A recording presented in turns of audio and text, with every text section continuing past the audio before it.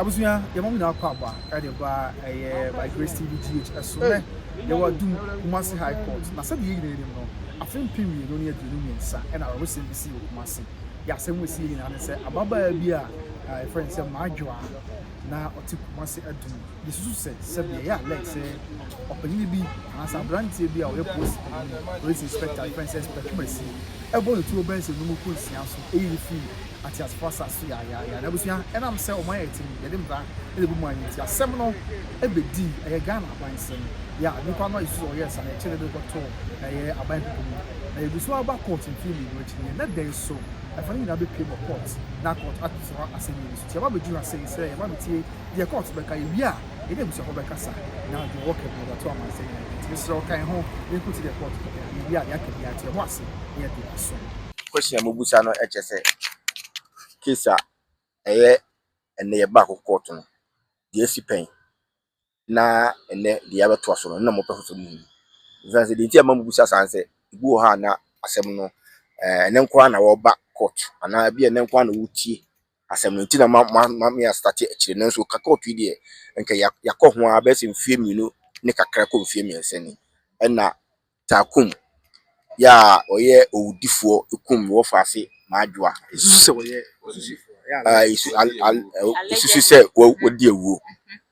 enti the number court mfie be se ekum mfie miense ni ya twem so a na amanfo be kai a na wo se nka obubua case ni kura be se bosom be se miensa entemu ni ena jury fo a omu ka asem no ho ese nka ombobua ma ibu asem no we ban na ade chia we ma omo so omo yenso e wo se de bia omo nyina present eno na ama asem no atwenche na se a nti be bosom miensa ntemu ni ena court e hye se emra bi wo ho a se ibubua case no na jury fo na omadwen se omo ma na omo ye kokwasa court betimi ahyewo ayi won free case no mu na ye bua case no nti ye ba ye attorney general lawyer no peja emra bi ya court ne kenkan e se esi ye free mu da be no bese bosume bese miensa ase na ni ansa na ye break akofie no ena ye yi wo free mu nti the last time a ye ba ye no na court to share se ene a lawyer for no ebeba no mo kwa ahumje mu bese bosume miensa nti a lawyer for no beba address case no no afa so bua na asem yanka kutame ya nhwe jame afi ne ba ya jury for na ye yi wo free mu ne o masaba court enti yenim de omo ne court no kan ya enti ma omo sabe wura mu okay ja to boase me mu chimu wo so mu ni na ne ba ye court mfunyi net se wo se de me kaba no a se nka me chirima ba enti ni nya ne se ye de se yenim se jury for na ba na edo be wura mu de omo nyina beba nenka ye yenim adekonti a court yi omo free mu na afi omo sabe wura mu enti bia omo asete omo mata court no ni jury for no akom 17 na yes ade be wura mu na ye di asem no enti ni ye de nim se wo ba de e bia na de nka omo kinkan omo addresses no na nka court afaso abu asem enti omo so ye bobodin no a na waba ti ye bobodin no ye bodin enso na je ba ko de wa ma enti na je se asem kro no a court ehwese nka ye be faso abu asem jury for na twetwe ma asem en na ya sabe hye bi omo se enti na wa ma abufuo pa na me de kasa yo na ase duru bi ana nipa abafom kakra fi se nananom ne ye kasa mra no nti se court de no mu ni asem a lawyer fo no mu asem na jiu fo de no mu asem pa nipa nso no mu asem pa if is a case about 80% omo na ma asem na che na so pa se mo abatwa moka na se enne kokwasa we ba na we man na che na mo yesa na mo de nipa akoma di agro enne edie bo ha nipa wo mre ema sika ye wadaje ema dwuma ye say ye je adwuma ho na da bia ye ba court ayi radio so so di asem no na jiwfo mo yes a no kwase me entwa yi kra na ye tusu say ebi abo apaye ana bi kwa na nkofo ndo mafa baabi enne spiritually ebetumi delay sa na asem na baabi sa na yadwen ye ana bi kwa na mu allegedly ebi ana mu ba akwa kwaji bibi allegedly you say media before na kasa na so ya na matim anim if you say entesikoko wo bi anu siduru bi ana waja anu atifita yenkote a jiwfo no mpanimfo ba ko sori a wo say omunipa ba ko ne edi ho ne mu waware yama abusuafo ne court akotre fie boso miensa mua akodi ahome boso miensa o ye nnenka mo abehye kura na obeboa ma asem ye bua no ba ko yi no hafirum edi ho ne mu waware foforo kura ya won kran ya odi ho ne mu nti ne ade a eye obi ese odi wuro obi fie ye obi fie ko obi fie na ase ne fie ono de eye ma no nanso wase ya da age ne yemre etina se koma court do kwa ti ase se ebia bebe ware da se bra o se nanka yetu ase nanka yentimi se ya da age ntua na moma ha e betra ha no pa obusuafo e betra ha no pa bepim sabi ewia ne yewura mu yi na se ukodi honi mu a obi nka se enka nkodi honi mu nanso wo de na wo de ya wo de papa no wo de se obi so de nti yesere wo mu a ena de ye de beche wo mu ye de beche wo mu ne nemo so mo adwen se next time on besa yesa bi ma ye ntia se ma wo kura if you say 24th of this month ya wo eye fia de be na wo twe me ka mo mati se so mo ye adwen se o mo de sa de be di bi mu a eni court ni asem eni alafo na jiwfo de so ma bi mu di a eni obi di say yomu yomu frim enu masa do ho abehye mu se mo yi mo fi na masa do ho abehye mu di a wo se yenti mfa asem ne nkwachi bi judge no kra conclusion of statement no ko ka kire interpreter say on ka che busuafo say nya omu court na delay case no o ma busuafo no ntia se say omu de no ma prepare say omu gbogu asem na ojirufo na delay asem sana interpreter no ka kire ntia de ntia da manugu so make say court na la fo no se enum ni asem na ojirufo no de ani ehun ne de atie na edi ho adanse de ani hunu ye no ene de atie no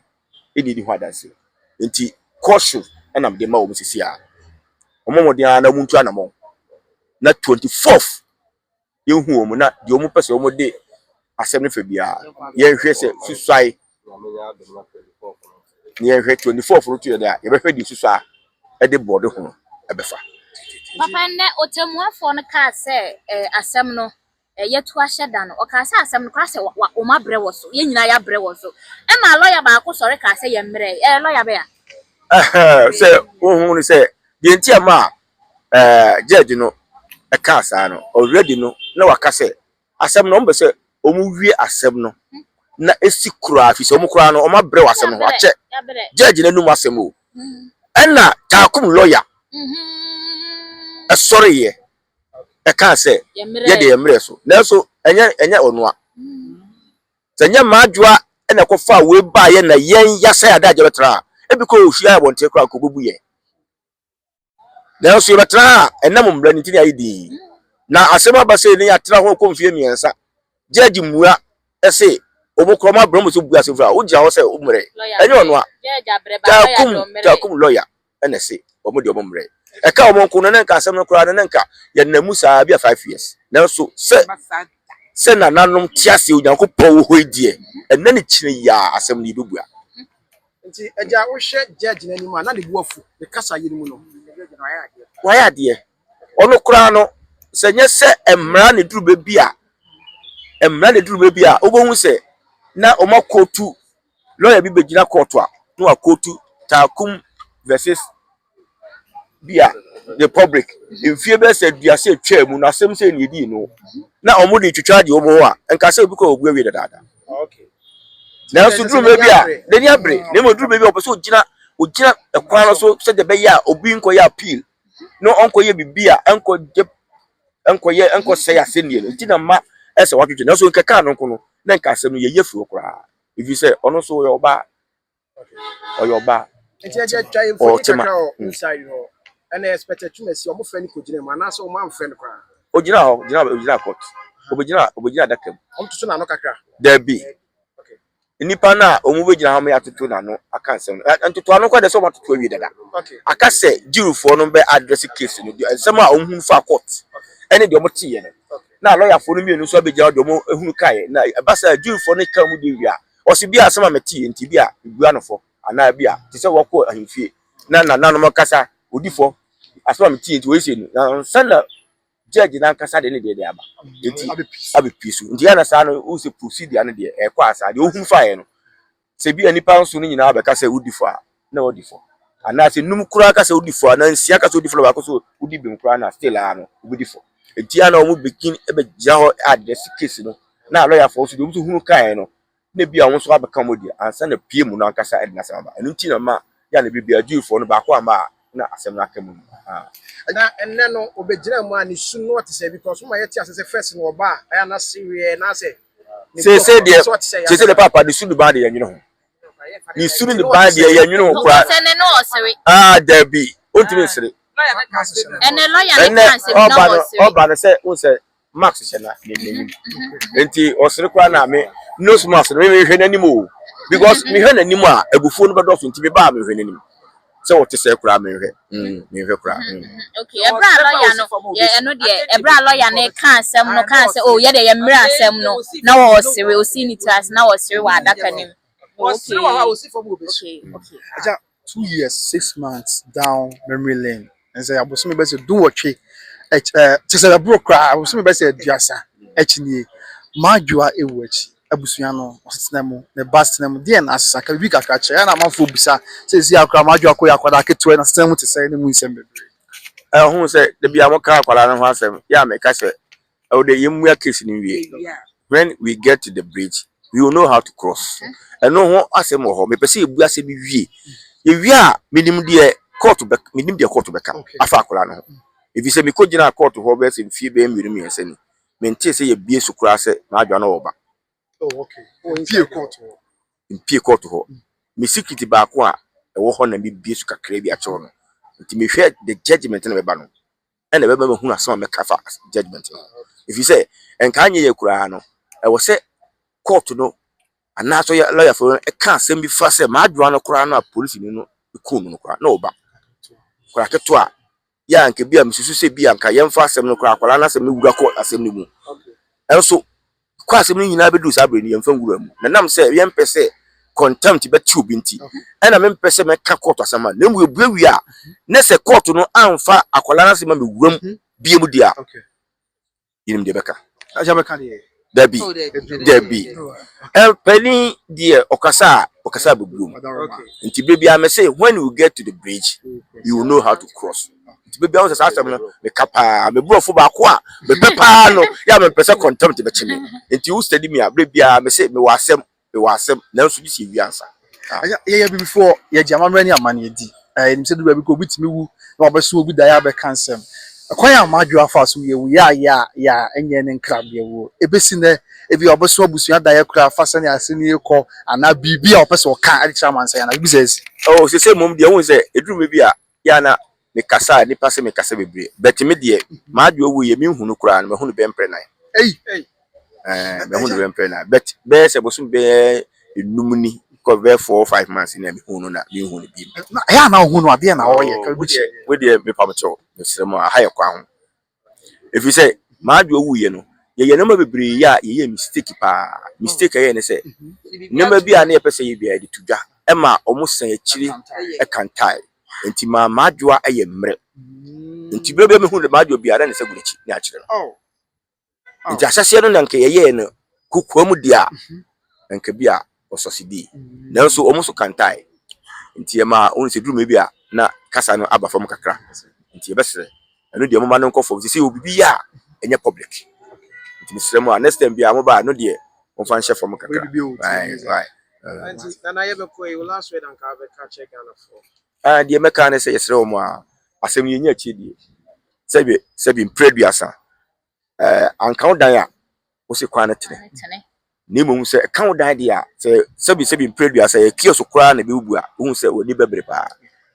na so ye wo hayi ye wo fa asefo ne nananam wo se nkoho wo so ha no free ba se bi pray dia se o se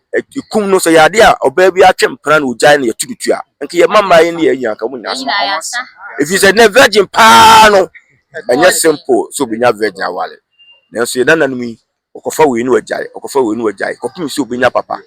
enti se de koye ya ba adwo wuye no eya enti mo obi ansu se ebi okotwe mpana na yese ne yese ye ma ebi obi afie obia afie bi so je obia sa de ne wo enti omu susu nkasa na afi omumọ mpa ye ma ya se de be ya sa de ne si ye no ebi nkoso obi fie bi efi se ho a eya ni mo nu ho de a wontede ya enti yesere o mo a asem ne di akiri na se de Ghana fo susu bia no ye ntwen ma asem no nkoto din da ye be koso akọ se de ye hya ase no be wie pa eno ne ye hwe mpabo ni hia se de ye na nanom ni enu ni na obi an ko yare o se de bia ejina pinti enti mo so ye da mase media no and now edi enti na Takum sere wo court them ho no oh and Takum o de dan dan nya ma menchi madam judge no ti bedwam yankopon hira ne pa oba tan de saa na odi na asem ene ye lawyer ne Takum lawyer ne nyina nyame hira wo nyame ya adom a 24th no nyame nkyekere wo mo re nyame mo ahoden kase no mu nyina sanye de emehie mu te se de ne o mbehie aye ti yankopon nye de hira wo na Takum die so mo ka se dwuri ni ba ko aye wedding odi honeymoon okodi honeymoon no ani o see close ene de na Takum de no nim so ene de wo kwa ankasa eti so obi di honeymoon de so no so etwe no ye de obekun no Takum to obi di honeymoon no ene de say you no so na ko ne ma adu di honeymoon asanka yi Takum anya de eti obesere o twase o sere bi so obotimi akokum oba na oba edi honeymoon de so obesere ana won sere enti no ma ne sere ye am de meka che Takum on hwe yi ni ye de ni na ye den ye de hwe no ana judufo no omo ye up and down ya bele ma me wudi honeymoon a ye se 24th ma me bela wa ma e be de ben chola be chu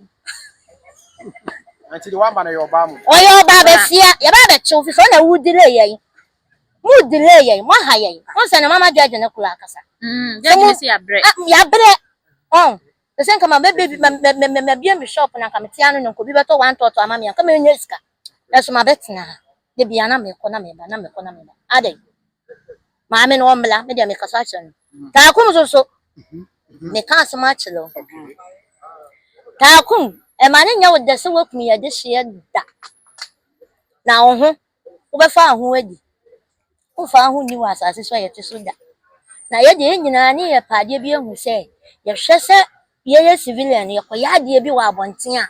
e kwan aban ne de ye de enam so no eti ye hwe se aban ni paso so no wo so wadi boni se no ye hwe kwan aban ne so do ba ye den e be nam so na ka wo Takum de ye nyina ke ye futu dada ye de ke ya ma ye ho me so ka da hwa na ma adwo abo waso to obi antwetwe ye de antwetwe ye wukunu na ono na beba weapon eti hwe yi enkase bia me konti obi di woni mu nte ye wo de wo sere beti ye kwa ye so ri pizza eti na ma akronfo be wi a me Or pizza inside. Inside no ti na ma akronfo be wi a me first one me ye de car be bo me 3 months ye de car be bo me 2 years ye ko 3 months so asa me be wi a me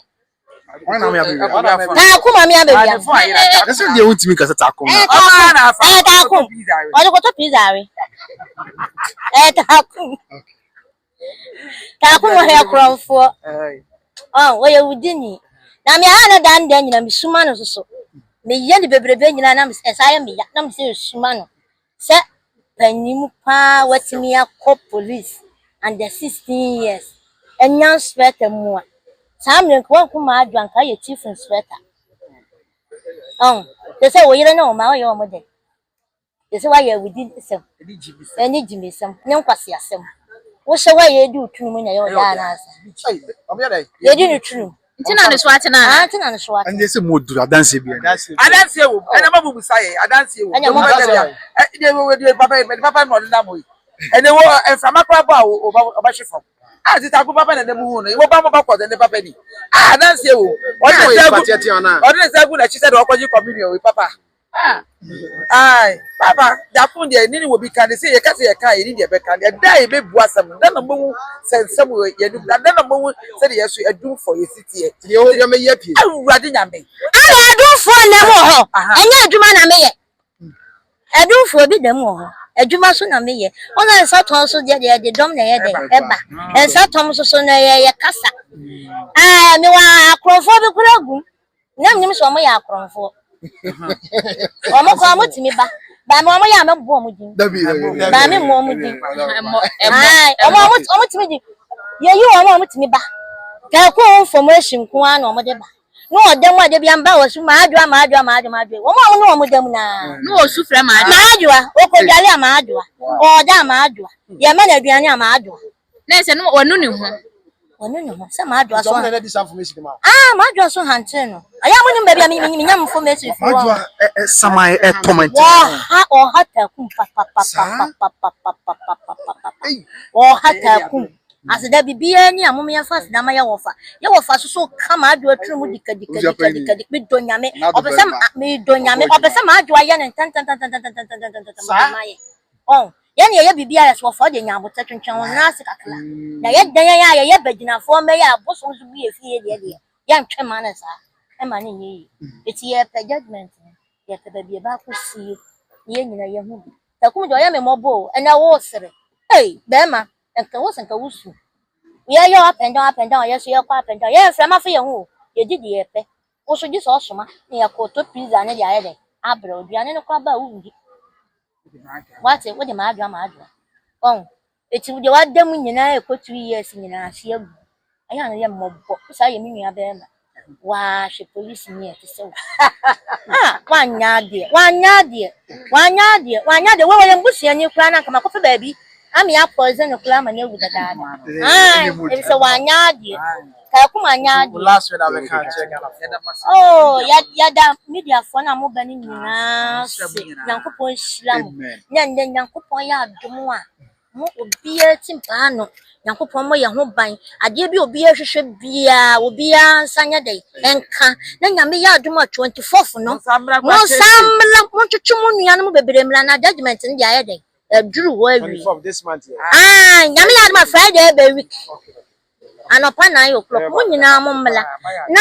yusu ya friend say takum enya wadwe say that Friday no wo ba ya say wo pressure aba wo ja takum enya le bla na wo jale a enwa ye Obefama wu. What you say? Ade nyame na I want to check that. So there be na say ale na ya wada for no ade obeka say ni tiya ne ya no ne pressure aba no yesre mo doctors na mo won twetwe ne ntam no mla ni ye ho ntoye ni ye mpe bibi ni enkoye adwuma ni ye ho ntoye na bibia tuntwama ye madam ase dan nyina so meda Ghana fo emema se mo ko fa ba mo hwe ye mamu ko botuo mamu ko botuo mo fa ba mo hwe ye mamu ko botuo oba ka so mpam mi nua mema mo video mi mo ka bibia mitumufu bi mo ko fo obi ba ne nipa ne wo hwe na ne suba nya bla tonho na ko ba bi ade na nya ba akopɛ na Nyankopon ye den e boy ebi wo ba bia ebi kwa test na onya ne wa ha no be ko be foforo na bia another test ye den e wo ho eti bi wo ba bia eti mesire mu itumofo etu obo ni munyai ene ma kunkunkunku munyai tese be ma kwa be se ye pekwa yesuro eti munyai why yeso ye damase oh ye fa maadwa dodo ni na afre mi jiwe agudie oba pa me amini